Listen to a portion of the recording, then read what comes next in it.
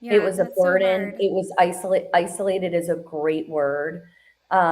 Because again, then of course you're influenced by other people's social media and Of other course. people's, Christmas card and other people's Mm. quote unquote perfect family and marriage and life and children and whatever. Hmm. And I knew that mine was falling apart. And I, was like, oh my, like everyone else is perfect. No one's Right. ever been through this. I don't know anybody who's been through this. I don't know anybody whose kids were Mm. this small. Hi, guys. I'm your host, Megan Van Diepender, and this is the Empowerhood Podcast. I'm so happy to have you here. Motherhood is hard, and we are going to talk about all of the hard things that just are not talked about enough.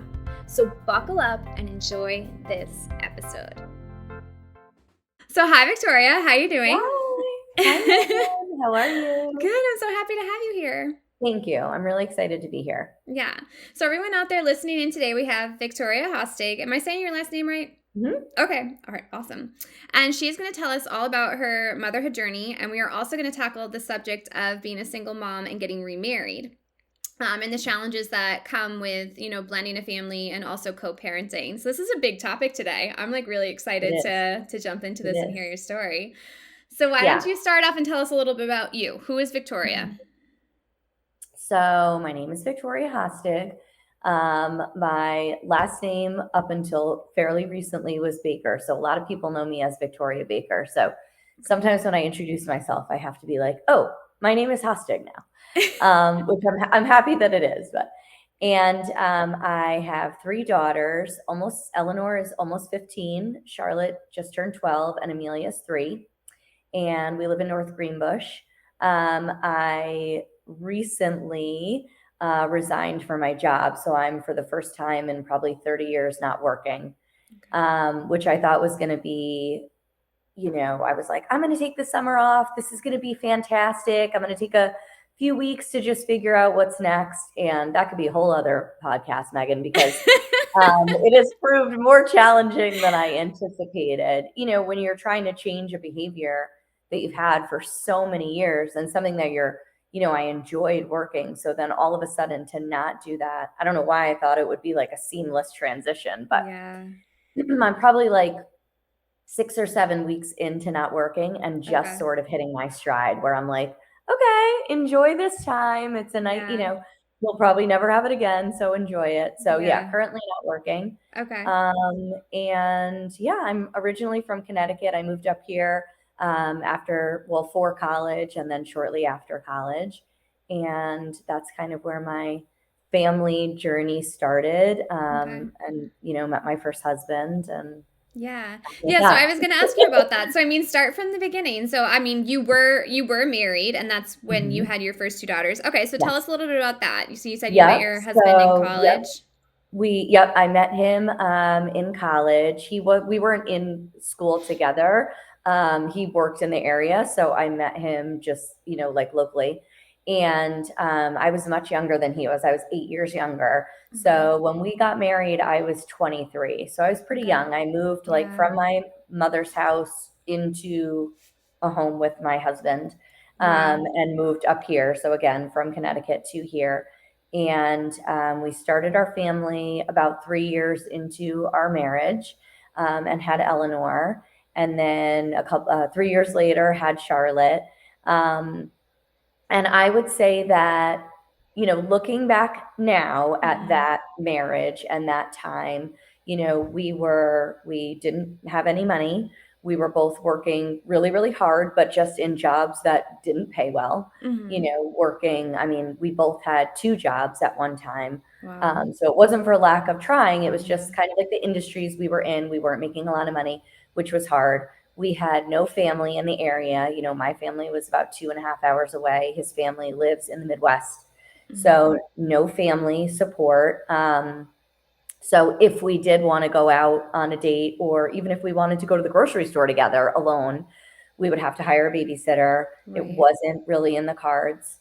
And the biggest thing I'll say about my marriage and kind of my responsibility for what happened in my marriage, right? Because that's the thing. You can say he did this or she did that, but Mhm. everybody has to own part of our marriage didn't work. It is never, it was him, it was her, it's everybody. Right. So I didn't realize that right away, but It's a partnership, right? it is Even when it's a partnership. coming Right. apart, it's still a When it's partnership. coming apart, when it's thriving, everybody, you have to have responsibility. So my part in our marriage struggling and ultimately ending was I put a ton of effort into my career because I knew I wanted to do more and grow and make more money and all of that. Ton of effort into my career, ton of effort into our family.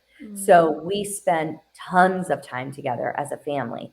We did things together as a family. And I would say our family unit was super duper strong. Okay. I put zero effort into my marriage. Okay. So, and I literally remember thinking, well, we're working all the time. We have young kids. We don't have a lot of help. I am going to put my marriage up on this shelf and I will come back to it in 4 or 5 or 6 or 7 years and dust it off and pick up where we left off. Yeah. And you can't do that. You Right. cannot put something on a shelf for half a decade and expect that when you go back to it, it's not broken, it's not dirty, it's not no longer serving you, all of those things. Yeah. And that's what I did. And, I think as time went on, several years went on, we just did this. And we Yeah. started to kind of develop our own lives and interests and friend groups. And when we came back to it, it was too late. Okay. It was just too late. Yeah. Um, How long and did it take you to realize that something was wrong? so I think that if you had asked me then, I would have said, I am shocked that there's something wrong. Okay. I thought we were fine. Right. Then when I stopped and really looked at it, I'm like, oh, it's been a few years. Okay. It's been 2 or 3 years where we've kind of been doing this. Okay. I think the other thing for me was, and this is certainly not the case with everybody, but me being so young when we got married, instead of growing up together, we kind Yeah. of grew up separately. Yeah. So, and again, I was 8 years behind him. So Right. his career and his path and all those things, they were kind of established for him. Mine, I didn't have one. Right. So I was kind of figuring all that out. And I think the person I became, the woman I became, not like the young lady, Yeah. was different from the person that he initially, kind of fell in love with and wanted to share a life with. Um, Absolutely. Which it the other should thing, be, right? Though, I mean, you're supposed to continue to grow and evolve, but you're yes, right, you have to do it together. together. Or if you're not doing it together, you're going to be on two totally You're separate going to be on two different pages. pages. Yeah. Yeah, yeah, totally. Yeah. Um, and yeah, so I just think that we, kind of drifted apart. And, we did try to, we got into therapy. I said, at the time, my younger daughter was 18 months. Oh, so So they were really young. she was pretty Okay. little, yeah. And then my older daughter was 4, around 4. Wow. Okay. So, I kind of said, listen, we have babies here. Like, we've got to try to get back on the same page. So we did go to therapy. And I would say that I probably realized 2 weeks into therapy that he was pretty far ahead of me in the game of I'm not into this anymore. We were not on the same Oh, page that way. okay. He was of several chapters ahead of me in the story, I Okay, think. so he was like already moving on, basically, He you're was. saying. He Okay. was. Okay. And I probably realized that about 2 weeks into therapy. And it took me another 4.5 months Okay. before I ultimately said, okay, like Okay. I'm done, we're done. And that period, that 4.5 month period was probably the hardest Wow. because we were really struggling and I was not telling anyone. And I have to give a little nod to Katie, who was on the podcast a couple weeks ago, because she said something similar about her husband. She said, I didn't want to tell anybody what was really going on. Yeah. because if we worked it out, he would always be the bad guy. Yeah. Everybody would always hate him, and my family would hate him, and whatever. And I heard her say that, and I was like, wow, that part of her story is exactly the same to mine. Yeah. Yeah. Because I didn't want anyone to think that he wasn't the best husband or the best father Right. or the best fill Right. in the blank. Yeah. Because there was a part of me that was hoping that this would just be, a chapter in our story, Right. and that we would move on from it and be married for 50 years and laugh about that time that we had that Yeah. hard, time. And so I didn't tell anybody, not a friend, not a coworker, not a family member. Wow. And I say it's like in a movie when there's someone like standing in the middle of Times Square and they're still, and everything around them is moving around and it's blurry and it's fast and it keeps going. Yeah. The world was moving around me, but I was stuck standing still. Yeah. Um, You must have felt so like isolated and I mean, did it feel like there was like a burden like on you that you weren't able to tell? Yeah. It Yeah, was a that's so burden. hard. It was isolated is a great word. Because again, then of course you're influenced by other people's social media and Of other course. people's, Christmas card and other people's Mm. quote unquote perfect family and marriage and life and children and whatever. Mhm. And I knew that mine was falling apart. And I, was like, oh my, like everyone else is perfect. No one's Right. ever been through this. I don't know anybody who's been through this. I don't know anybody whose kids were Mm. this small, whatever. Right, of course. You make And I all mean, this, you but if make you it think up. about it, we're all comparing ourselves to people that are most likely doing a lot of the same things that you were doing, hiding Yes, from it. I mean, yes, that was one of the whole points of me starting this podcast yes, was just like put this stuff out there, these topics that don't get talked about because we feel shame in them. yep, But it's like we all go through challenges. I mean, it might yep, not all be divorce or, right, being a single mom, but we all go through bumps and challenges and it has to be normalized because we can't take on this burden like no. it took over your life, right? It I took over mean, my life. yeah. I mean, mentally, physically, I know we've talked about that before. I got very, very thin. I Mm, wasn't eating. I wasn't sleeping. yeah. I was an avid runner. I mean, I would run 10 miles 7 days a week. Mm, I couldn't run for 2 minutes, mm, because physically I wasn't able to. yeah. Mentally, it just like I was like, if I can't be a wife, maybe I'm not a runner. Maybe I'm not a good employee. Like Right. it totally took me down. Yeah. And I will say too, it's awesome that you're doing this because during that time, once it kind of came out that I was getting a divorce, I mean, I would talk to anybody who would listen about it. And I think it was like one of the things that really saved me. And I think it Mm, was one of the things that, I was so scared that my new, and we'll get into this, like being a single mom or whatever, I yeah. thought it would hurt my professional life. I thought it would hurt my personal life. But I didn't know any other way other than to talk about it and be honest. So when someone said to me, like, hey, how are you? I would look at them and I would say, I am not good. I Right. am not good. And I need you to be okay with me saying that I'm not good. Right. Right. Good Because for you. Good for what are you. you supposed to say when someone, hey, how are you? Oh, I'm good. I'm okay. I'm hanging in there. I Right. wasn't. I Right. wasn't okay, Right. and I think it was something that helped me. I think Yeah. it changed the game for me professionally and personally because people knew then to trust me Yeah. and believe me because what I was saying was real. Right. I think that's it's such a weird thing in our society because I think we have so much respect for people being real, but then we have such a hard time being real. Does that make it like it's such a Yes. weird dynamic? But I mean, I have so much respect for someone like actually saying how they feel instead of just like shouldering it and being like, Mhm. I'm okay, but I'm just gonna go on with my day. Instead of Right. being like, no, this is a really hard day for me. Yes. And I need support. Yeah.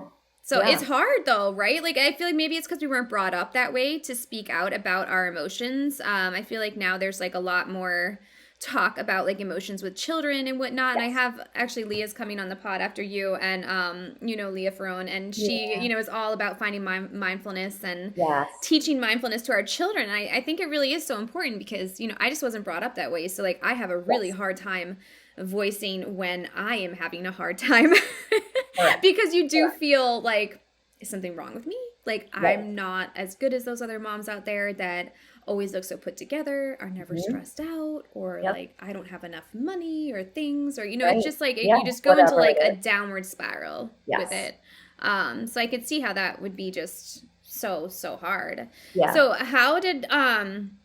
so what did you do to handle all this going on? Like, did you start getting help? Yes. Okay. So I was in therapy. I was and I had never done therapy before. So again, same thing. It's not like I grew up going to therapy or my mom went to therapy or it Mm-hmm. was not part of my, childhood or anything. Mm-hmm. I didn't really know anybody who was in therapy, or I guess I didn't think I knew anybody who was in therapy, right? That's the other thing. Maybe we Yeah. do know people, but Another we don't. thing that's not talked about. Exactly. So I was in therapy, and some weeks I had to be there twice, and Mhm. sometimes some months I was there every other week or whatever. But I was pretty consistent about going to therapy, even if I felt like, oh, I don't have anything to talk about today. Mhm. I was consistent in going. And there was a time when, I mean, I just remember I'd be out at an event or a party or whatever, and I would say, well, the man in my life, my therapist, said to me, blah, blah, blah, because this was literally like the person in my life who was like my go to. Right. And then, of course, I had a really great network of friends around Okay. here. Again, I don't have family around here. So my Yeah. friends really became my local family to help me with Okay. everyday stuff, right? I have Right. a wonderful uh, blood related family, but they're Yeah. not here. So Yeah. they were supporting me from afar the best they could. But if Right. I needed to go somewhere and needed help with my kids, I would rely on that. I have a friend, I could cry thinking about it still, all these years later. She called me very shortly after my husband and I split up, and she said, I'm at Bed Bath and Beyond on Wolf Road. Come meet me here. And my kids were with their dad that day, and I was like, I can't even get out of bed. Like I am not in a good place today. And she was like, okay, get your shoes on and come meet me at Bed Bath and Beyond. And I was like, okay. So I get to Bed Bath and Beyond, and she said, we are going to pick out brand new bedding for you, my treat. And it was like, oh, it will make Right. me cry. It was such a small thing that I couldn't Mhm. do for myself Yeah. financially. I wasn't able to do that for myself. I wasn't even thinking in that space, but she said, your bed needs to be a place that you want to be when you get in it at night. Mhm. Eventually, you want it to be a place somebody else wants to be with you. And Right. she said, you can't get into that bed every night and think about your old relationship. Right.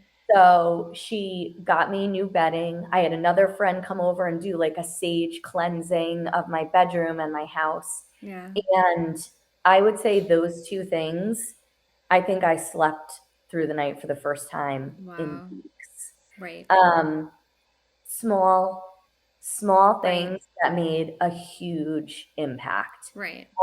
And those are the things I try to remember now. If I know someone going through something similar, you know, I remember like my first Mother's Day as a single mom. Mm. I remember saying to my friend, when you have little kids, your Mother's Day is put on for you by your husband, right? Right. Your 2-year old is Right. not celebrating Mother's Day for you. It's your Yeah. husband that does that. And I said, so what kind of a Mother's Day am I going to have without a husband? Right. And so I like talked about it with a friend, and she said, then take your kids out and do something that just like fills your cup. And we went to Hoffman's Playland that year. And I didn't know this. I don't even know if it's still a thing, but on Mother's Day at Hoffman's Playland, moms get in for free and they give you free tickets and they give Oh, you no free ice way. cream and whatever. So we went to Hoffman's Playland and the girls like absolutely loved it. And then we went and got manicures. So And fun. I have pictures from that day, and it was just those like little things kind of Yeah. changing the storyline, changing, Mhm. what it was that made me feel good and made me feel proud and whatever. And I was really, really worried. I know we talked about this, about that label of single mom. I just Mm. saw it as such a negative thing. Right. All I saw related to single mom was like negative, like Mm. poverty, nobody wants you, baggage, Mm. nobody's gonna hire you because what if something happens to your kids? You're Right. now a bad employee because you don't have backup and all this stuff. And over the course of the 10 years that I was a single mom, it changed from like the thing that I thought was like the worst about me to the thing that I would like lead with. Okay. So like if someone was like, "Oh, tell me about yourself," I'd be like, "I'm a single mom." Like I loved it. Yeah. I Well, I loved feel like it's a strength. I mean, it. it well, Such a it's strength. definitely like a mentality, right? You have to think of it in the correct way. Yes. But I mean, if I hear someone is a single mom, I'm like, wow, you're a badass. Like Yeah. that's Yes. amazing. You are. Because I And I mean, think there's parenting is so hard. it's so Even with hard. two parents. It's so hard. So yeah. So And being a single people parent say is like, and huge. I'll even have girlfriends say, and at the time, and like I would have a girlfriend say like, well, my husband, works nights, so I'm a single mom. I'm like Mm. a single mom. And I'm like, okay, but like if your daughter needs like a medical treatment, will your husband like go with you to that? And she'd be like, yeah. And I'm like, so you might not be like a single mom. Or like if your kid isn't doing well in school, and they're saying, oh, she might have a learning disability. Do you, will your husband talk about that with you? Yeah. Yeah. Okay. Well, then maybe you're not a single mom. Like Yeah. I get Yeah. that, like you're doing things maybe on your own a lot, but being a Hmm. single mom means you are like owning those decisions for Hmm. your children, all of them. Yeah. So I try to like remind people of that, to not use those terms like my husband works all the time, I'm a single mom. Yeah. Okay, but at Disney, were you together? Because then you're not a single mom, Very good point. Yeah, very good point. And it's also like when you have that partner, that you can discuss those things. And even if they are traveling for work or wherever, I feel like that's the difference, right? The communication. Would you Yeah, say that? Okay. yeah, absolutely, Now you're still absolutely. in touch with your ex husband, though. Yep, He's still in their absolutely. We lives. have Okay. pretty much 50-50 Okay. custody. We both live locally. Mm-hmm. And we've had the same schedule. We actually had a conversation a few weeks ago about our custody schedule because it has been the same since we split up, which was 10 years ago at this point. It's been 10 Okay. years. And we talked about it like a few weeks ago. I was like, do we want to like revisit this schedule? Because it's been the same for 10 years. It works for us. It works for the girls. It Mm. works for, the two of us, but we just like haven't talked about it. Yeah. And he was like, I mean, I'm good if you're good. I was like, yeah, I'm good. So our Good. schedule, I'll tell you in case anyone's looking to figure one out. Sunday, Monday, Tuesday, they're with me. Wednesday, Thursday, they're with him. Friday, Saturday, we rotate. Okay. Okay. And then holidays are different. Like they kind of split up, and we kind of, Okay. it's like even year, odd year, that kind of thing. That's great. Yeah. Yeah, thank you for sharing that because I'm Yeah. sure a lot of parents are trying to figure that Yeah. out. And that works for us. And of course it's not perfect, right? If someone has a work thing or whatever, Hmm. we will communicate that and say, I can't keep them on Tuesday. Yeah. Can you? And I'll take them Wednesday or whatever. We also have built in like that first right of refusal, right? So if they're supposed to be with me on Tuesday and I can't keep them for some reason, Hmm. I have to ask him first before I hire Oh. a babysitter or Oh, whatever. okay. Okay, that's interesting. Yeah. So he Cool. can say, I'm busy too. I'm fine with Yeah. you to get a sitter or whatever. And they're Okay. much older now, but don't Right. forget when we started this, They were we have little. a 20-month-old and a 4-year-old. So Right. Right. That's good. I like that that's yeah, in place. yeah. So it's been 10 years. When did you meet your new husband? So I actually met my new husband several years before we started dating. I Okay. met him just through another friend at a golf tournament. We were both invited to play in this golf tournament, and we became friends. The three of us, this other gentleman, my husband, and myself, just would meet like once a month for breakfast or lunch to kind of like network and hang out, whatever. And so we were friends for quite a while. And then he was married as well. He was married Okay. before, and he was going through a divorce at the time. Oh wow. And I had been dating someone else, and that relationship was ending. So we were, dating and breaking up. And the three of us were at lunch, me, my husband, and this other friend whose name was Pete. And, Dave and I, that's my husband, were like, oh, I'm breaking up. You're breaking up. And Pete said, he's like, I feel like you guys should just like date. And I had never, and this is the truth, I had never even thought about Dave in that context. I had always just seen him as a friend. Yeah. And Pete said that, and it was like a rom com. It was like I got hit with a ton of bricks, and I was like, oh my God, I'm in love with him. Like, literally, like, I kid you not. It was Oh my that, God, I like, love it went it. from, 30 seconds prior to that, I was eating off his plate. My hair was in like a greasy ponytail because I was like, oh, I'm just going out with Pete and Dave today. I don't need to like look cute.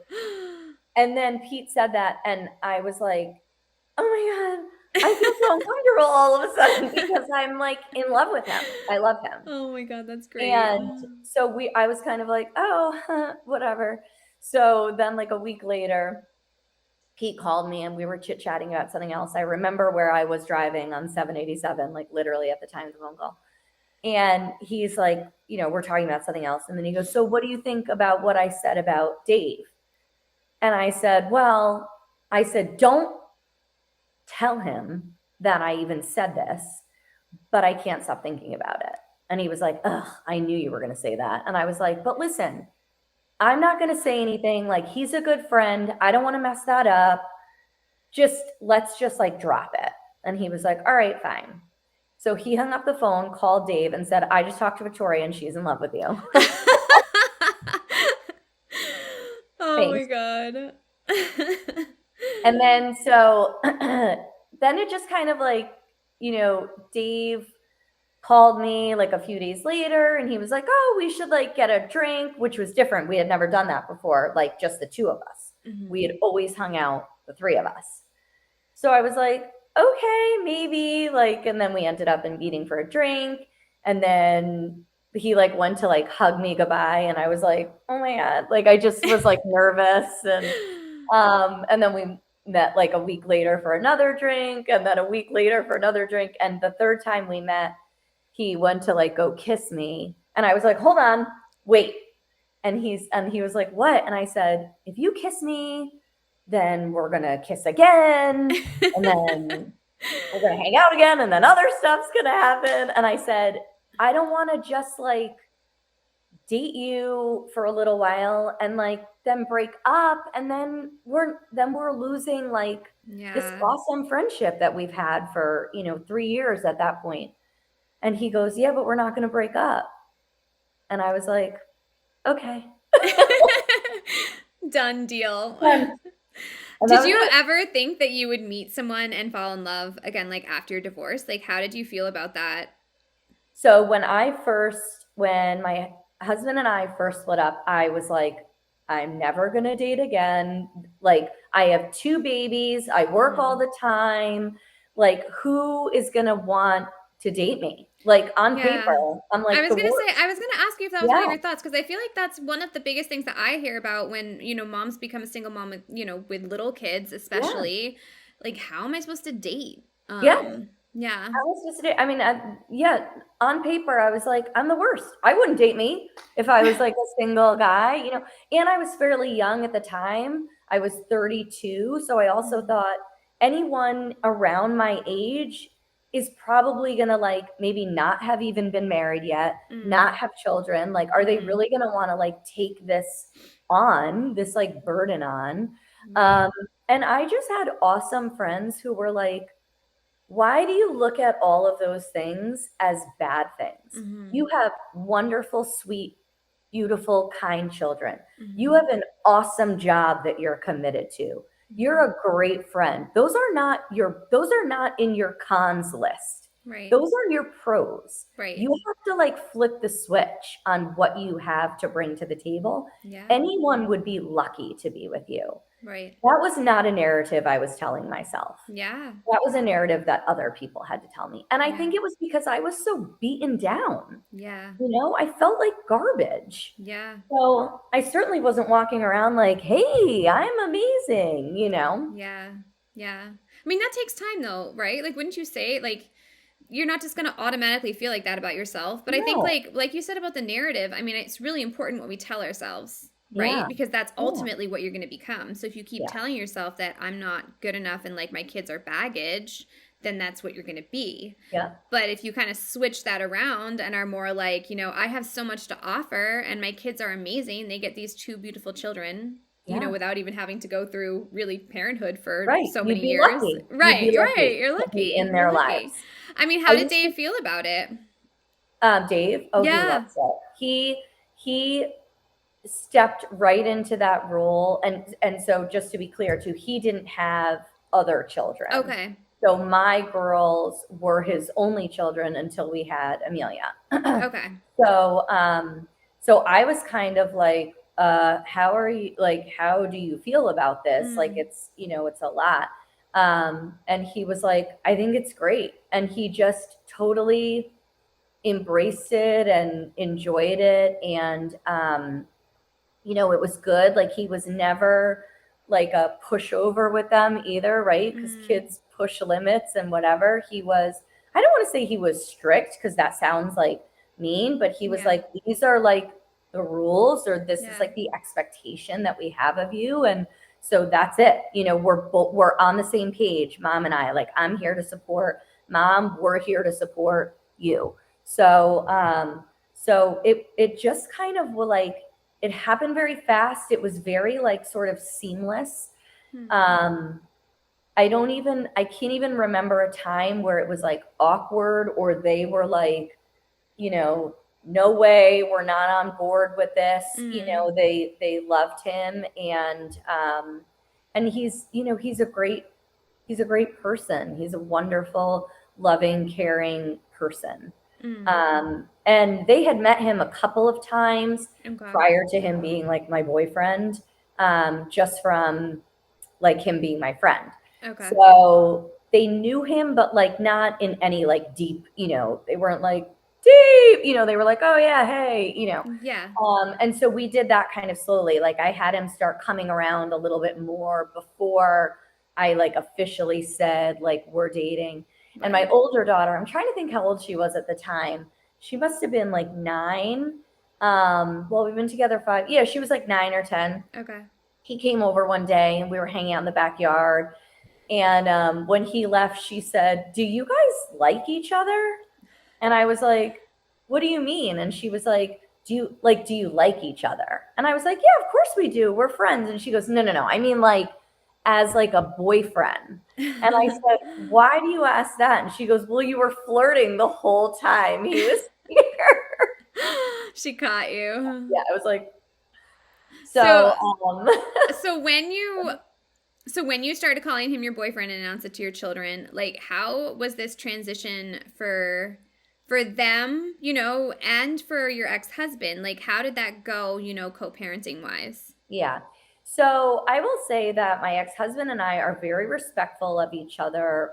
If we were ever going to introduce someone to our kids, we talked about it with each other first and didn't really say, can I? Or like I'm asking for Mm. permission, but just saying, I'm going to, and this is who this person is. Okay. And you can meet them and you can Google them and you can, like that is your right. They are going to be around your child. Mm. You have every right to know about them and know who they are and where they work and all those types of things. But again, not saying, can I? Okay. Because I have heard people say, like, oh, well, part of our agreement is before my ex-husband introduces anyone, I have to approve. I don't know that that's really like the place, because guess what? I'm probably never going to approve of anyone that my ex-husband like wants to share his life with. That is my ex-husband, Right. but my concern is, how are you treating my children? That Right. is what I need to know. Right. And, people will say to me, "Oh, do you like your ex-husband's new wife?" And I'm like, "Do I like her?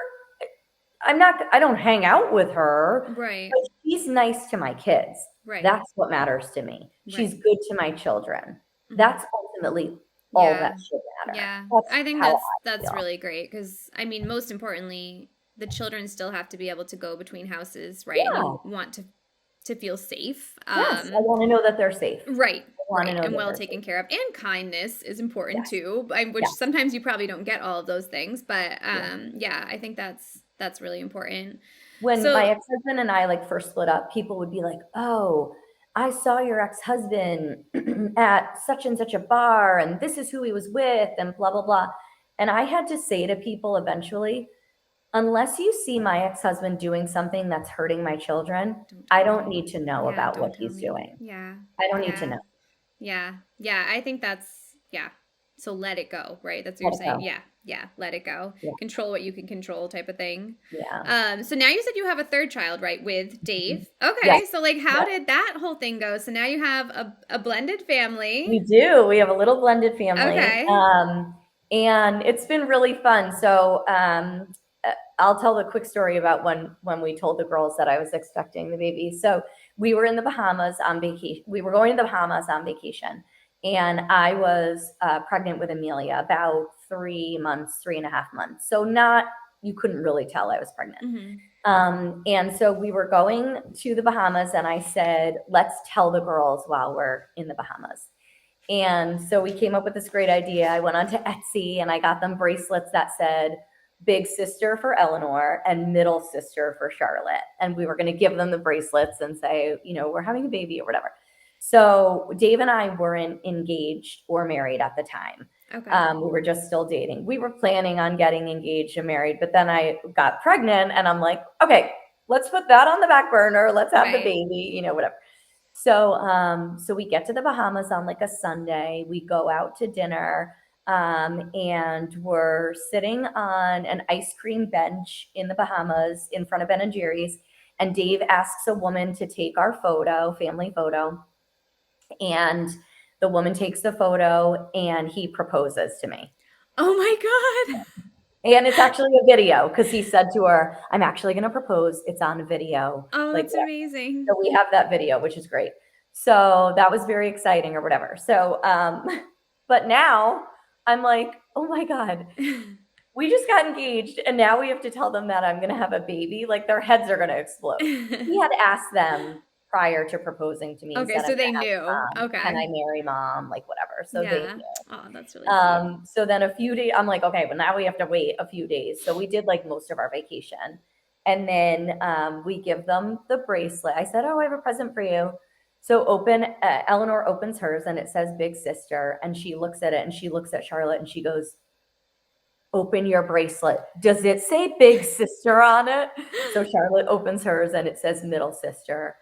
And I knew exactly how they were going to react. Eleanor freaked out freaked out. "No, no, I don't want a sibling. I don't want Oh, another no way. sibling." Really? And Charlotte's looking at Eleanor to figure out how she's supposed to respond, because she's the Right. little sister, right? Right. And Eleanor runs into the bathroom in the hotel room, which is 2 feet from us. Charlotte runs after her. And Eleanor's going, "I don't want it. I don't want it." And she says, "Eleanor, we have to be grateful for this. It's going to be great. And we have to be thankful." And Aw. Dave and I are laughing so hard. And I That's said, "Oh my awesome. God, I know I need to go in there and parent right now, but I can't stop laughing." So they come back out, and I said, "Eleanor, what are you thinking? This is going to be awesome." And she was like, "You know what? it is going to be awesome.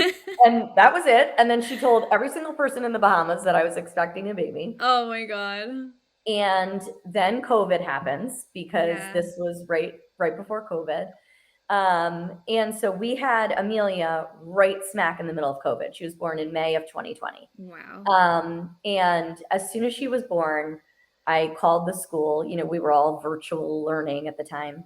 I called the school and I said, you know what? It was the end of May. So they only had like 3 weeks left of school. I said, we have a new family member. We are done with school.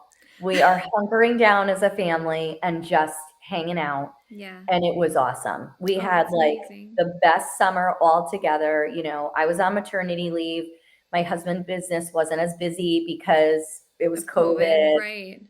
The girls weren't in school. There was no camp, whatever. Yeah. It was awesome. It was such an awesome way to kind of start our, new version of our family. Yeah. And I know I mentioned this to you before, but like we don't have like this is my half sister. Like Right. we just have Right. 3 girls, 3 sisters. I love They that. call my girls call Dave their stad, like their stepdad, Okay. or they call him Dave, obviously, which is funny because now Amelia will say, Dave, I need to go. I want tacos for dinner or whatever. I'll say, Daddy, it's Daddy. That's so And funny. the other funny thing, which I never would have anticipated, is, Amelia, the little one, loves Eleanor and Charlotte's dad Yeah. because we're always all at the soccer field or the Right. softball field or the Right. track meet or whatever. Oh, We're all that's so there nice. supporting the kids. So, I'll say, oh, Eleanor has soccer. And she'll say, well, is her dad going to be there? And I'm like, yep. And she's like, all right, I'm going to sit with him. I'm like, okay. So I mean, that is a that's so funny great little, though. So it's it's like so a really funny. complete blended It family. is. I love It that. is. That's And I mean, if amazing. you asked me 2 weeks after my divorce, oh, will this stuff happen for you?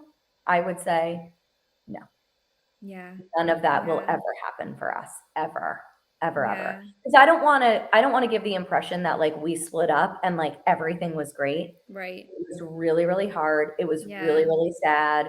And that's why I'll reiterate, like, I needed therapy. I needed support. Yeah. I mean, that's what I was going to say next. I mean, what would you advise women that are even, thinking about a divorce, are already single parents? What would you advise them to start with? Like, where's the best place to start?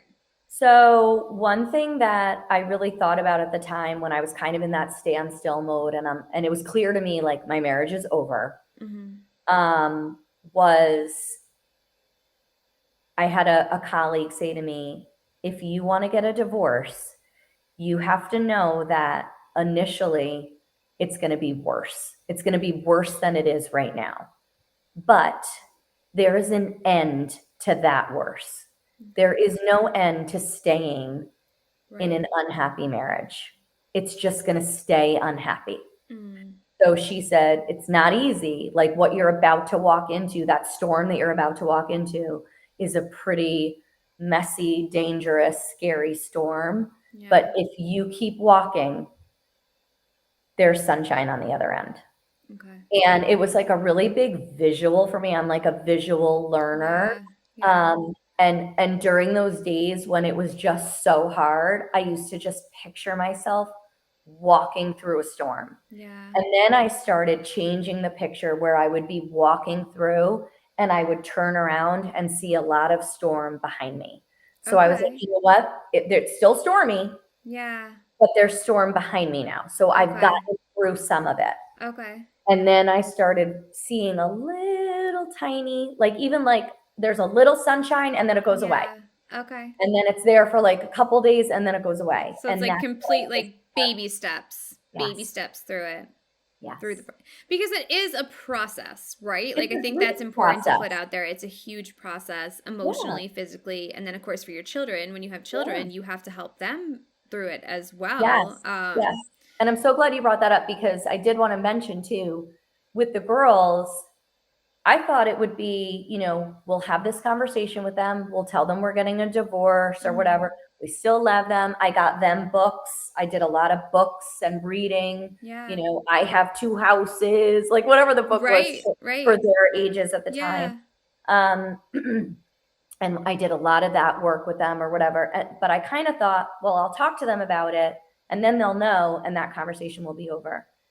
I'm still having that conversation with them Okay. because every year and every month or whatever that they change emotionally Mm-hmm. and socially, they are, learning it over again Right. because a 4-year-old processes Right. differently than a 15-year-old. Yeah. Now as Yeah. my daughter approaches 15, I'm talking to her about what's important to you in a relationship, thinking about your Right. own relationships. What do you need from a partner? All those Yeah. conversations. I certainly wasn't talking to her about that when she was 4, you Right. know? Yeah. So it's not a one and done. It's Yeah. constant. It's constant. And that threw me for a loop initially because I'd be like, Mm-hmm. we already talked about this. Like, why does she Right. keep bringing it up? Mm-hmm. But they Yep. were learning it over and over again in different Right. phases in their Right. lives. I mean, I think that's so great though, like that opened up that communication door for you guys to really, really talk. I mean, we all know communication is so important with our children, but I mean, especially girls in general, and you have Yeah. three of them. But just to Mhm. be able to open up that communication door, and you guys get to continue to have these conversations that um will just help all of the family, Yeah. even your ex-husband and his new wife or whoever, just to Yeah. really keep that channel open. I Yeah. love And help that. shape, who they are. Eleanor said to me not too long ago, she said, well, I just assume that I'll get a divorce. And I said, well, why would you assume that? And she said, Okay. well, because my parents are divorced. And Yeah. I said, see, I think I think you're in a good spot because you grew up in a home Mhm. where your parents were married. They realized that the relationship and the marriage that they were in was no longer serving them. And Mhm. then they made decisions for their new relationships that they said, this is what I did that I shouldn't Right. have done. This is what I did that worked. This is how I worked on myself. This is what's important to me. This is what's important to me in a partner, and Mhm. made all those things and built new lives and relationships. I said, Yeah. you have more information to Yeah. make those decisions, those Yeah. good, healthy decisions. Right. I mean, because we all know we learn from our mistakes. I mean, Yeah, as a 15-year-old, she probably doesn't necessarily completely understand that yet. But yeah, I mean, she's definitely got an edge because, like you said, she's learning from your mistakes. And yeah, not yeah, mistakes, but just things that didn't go right, right? We yeah, learn from those lessons, and like you said, you changed them for your next partner to yeah, exactly what you want in a partner. And I think yes, that's huge. And you're right. She has a lot more that she already has under her belt that she's learned, yeah. for a 15-year-old too. For a 15-year-old. Right, right.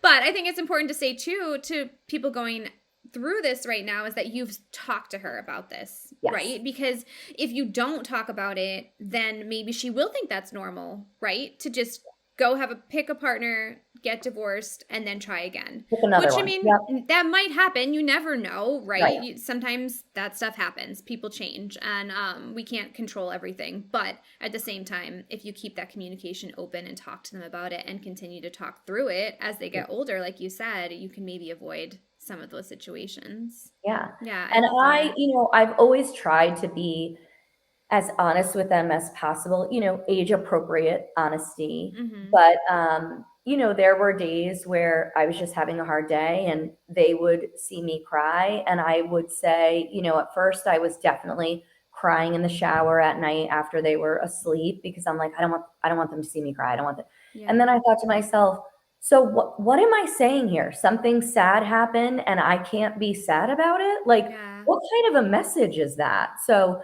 right. I wasn't in on the floor bawling my eyes out, but if I was, sad and they would say, Yeah, are you crying? And I would say, yes, I feel sad right now.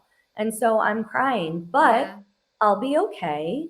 And it's yeah. okay to cry and I'm gonna be fine. Yeah.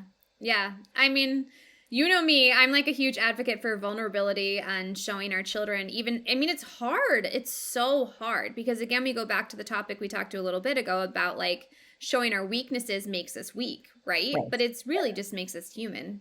It does. It does. And I mean, we shouldn't be portraying to our children that we're perfect, right? Because then they're going to Exactly. try to grow up and be perfect people Perfect. pleasers, and I definitely Right. don't want that.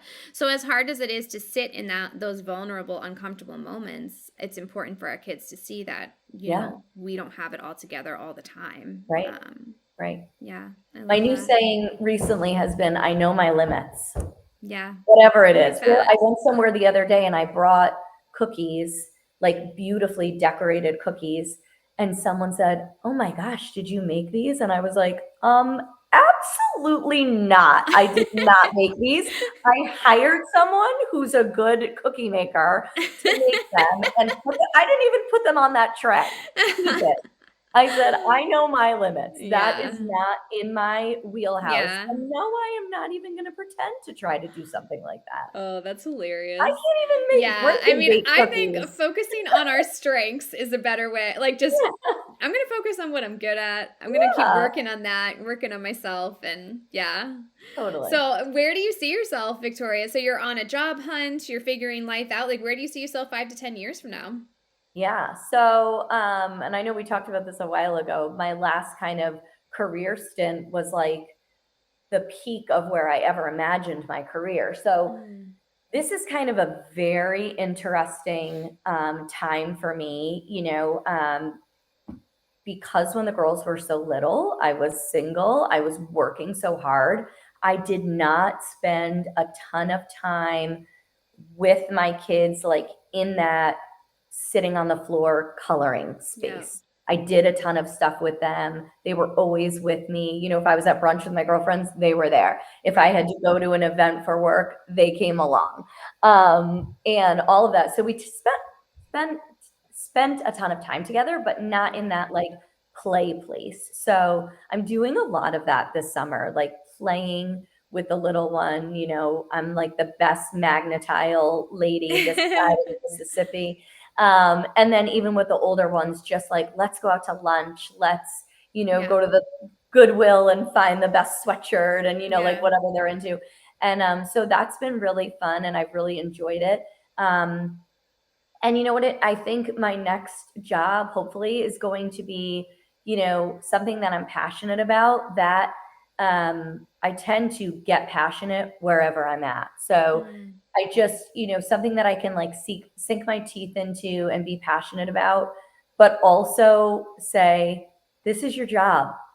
This yeah. is your job, and that's okay. And it's, it's fun. It's good to be care about it and give it your all, but it's just your job. Yeah. Like I don't want my obituary to be about my job. Right. Right. So Boundaries, right? yeah. Boundaries. Yeah, that's amazing. I mean, I feel like you're in such a different headspace now going into this new career that you're going to find. It's going to be amazing. I'm Yeah. so excited for you. Thank you. And I'm Thank you. so happy for you that you found love again and that you have this beautiful blended family. I Yeah. love watching you guys on Instagram and Yeah. whatnot. The good and the bad. I'm not a just post the bad. I love the funny posts. I keep saying that, and you know what? Maybe I'll do it this year based on this podcast. That on the flip side of my Christmas card, I'm Yeah. going to take like the worst outtake where I'm like threatening everyone or bribing everyone, because those things happen every year, a bribe Behind the and, scenes. and a Yes. threat, yeah, every Yes. year. Yeah. And so that you see like the real on the other Yeah. side. I love seeing both. I mean, obviously, we all love seeing beautiful pictures, but Yeah, I mean, we got to know the reality is there yeah, also. None of yeah. us are perfect parents, none of us are No, perfect human beings. no. And And yeah, that's the other thing, right? Single mom, new marriage, second marriage, whatever. Nothing's perfect. right, right. It's Nothing's never going to perfect. be. I mean, No. you can't go after those unrealistic expectations. You just got to Yeah. make the life that you want, Yeah. and appreciate it. Like your daughter said, be Yeah. grateful for it. There's like a a saying that I have, like the poster, and it says she figured it all out once everything fell perfectly into place, once she realized it wasn't perfect, or Yeah, something like that, something like yeah, that. So it's like, it's perfect enough for today, or it's perfect enough for yeah. me, or, any of that. So Yeah, I think that's awesome. Well, thank you so much for spending thank this hour with me. I you. really appreciate it. And thank you for sharing your story. This is like Yes, some thank really you. good stuff. And I know I it's going to help a appreciate ton the of people. opportunity. I hope that someone hears something that helps them and sees that little Absolutely. little ray of sunshine. It's there. I promise. I promise. Thank you so much. Well, Yeah. I will Thank you. talk to you soon. You have an Okay. amazing day. Take care. You too. Bye. Bye. Thank you so much for tuning in today. Empowerhood is brought to you by Flourish Everyday Coaching. Check them out in the link below. And again, thank you so much for being here. We really appreciate it. If you could take 60 seconds of your time and leave us an Apple review, this helps share the news about this podcast and help women all over the world. If you want to see the video version of this podcast, you can go to our YouTube channel and subscribe there. Thank you so much, and we'll see you at the next episode.